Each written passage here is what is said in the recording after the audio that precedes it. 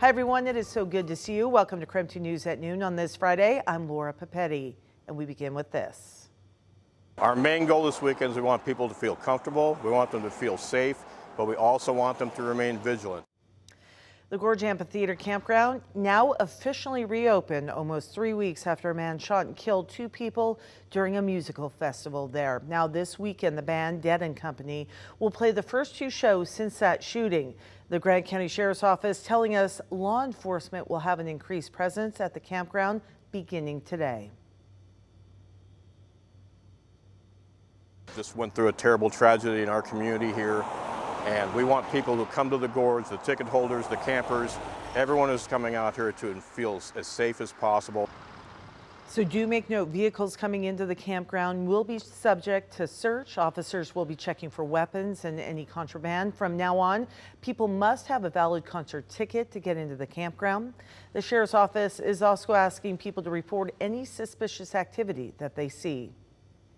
Also today, we continue to follow the investigation into a false bomb threat that forced a plane to land at Spokane International Airport. The man accused of making the threat says he made up the whole thing. KREM 2's Brandon T. Jones at the airport today and has been following this story the last couple of days. Brandon, what kind of penalties is now the suspect facing? Yeah, so there's a possibility this suspect faces up to 5 years in prison and a fine worth up to $250,000. Yesterday, we learned in those court documents some pretty shocking information.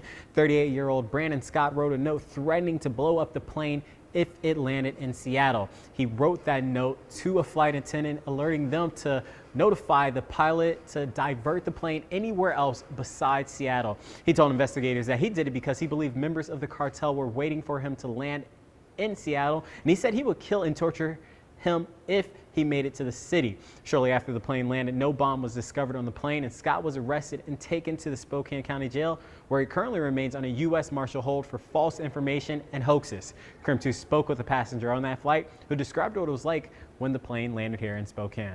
I didn't really start feeling nervous until we got off of the plane, and there was a police officer who was guiding us to some shuttles to take us to the airport fire station. The suspect yesterday had a chance to appear in federal court for the first time, where a judge entered a denial on his behalf. Scott told police that he didn't think of a more reasonable approach, such as calling the police or airport staff to ask for help. Records show the suspect does have a prior misdemeanor and felony convictions, including kidnapping and robbery. Reporting at the Spokane airport, Brandon T. Jones, KREM 2 News.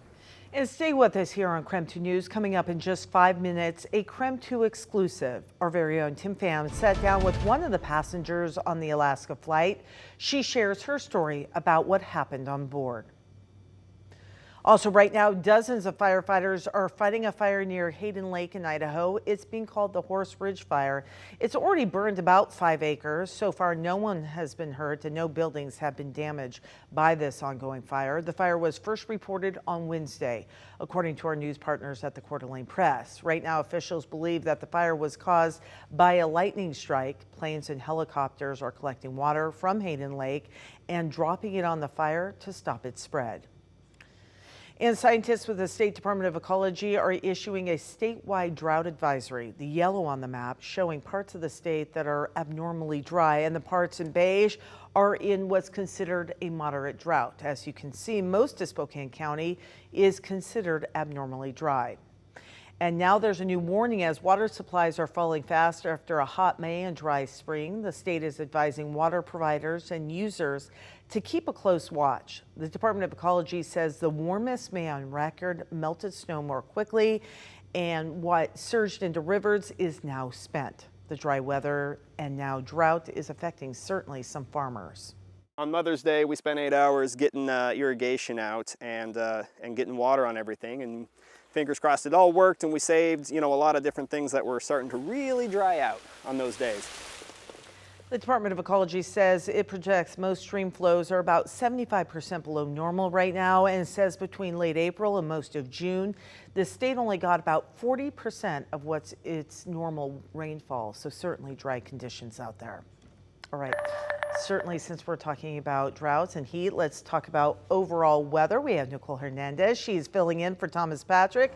And Nicole, it has certainly been a warm week. Do we see any break in store, or is it pretty much going to be hot? It is going to be hot, and not only is it going to be hot, it's actually going to get worse than it is right now. I've been out here for maybe 5-6 minutes, and I'm toasty. It's definitely quite warm out here, so if you are out and about, especially in the middle of the afternoon in the heat of the day, wear sunscreen, wear a hat, put on some sunglasses, try to keep cool, because this heat is no joke at this point, and like I mentioned, it's only getting worse. These guys, they're having a great time. They're beating the heat in a good way. They're out playing, obviously, at Riverfront Park, at the Rotary Fountain there, and it is the perfect time to do that. It is 86 degrees out here right now, and it is just noon. And across the region, similar temperatures. We've got 80s almost everywhere, but Moses Lake here already at 94 degrees.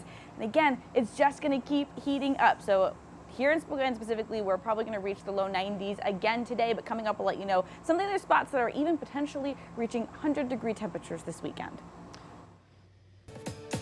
Yesterday, a man was found dead inside a home after a standoff with deputies. Last night, Spokane Valley Patrol deputies were searching for a man wanted for child sexual assault.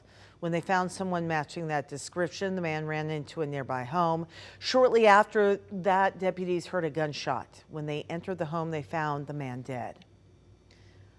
Also, a man accused of murdering his girlfriend last summer was in court at 8:30 this morning. Police arrested Corman Hood a few months later in Florida. They then extradited him back to Washington State. At his hearing today, attorneys on both sides decided to push back the hearing to July 14th at 9 a.m. because of the holiday week.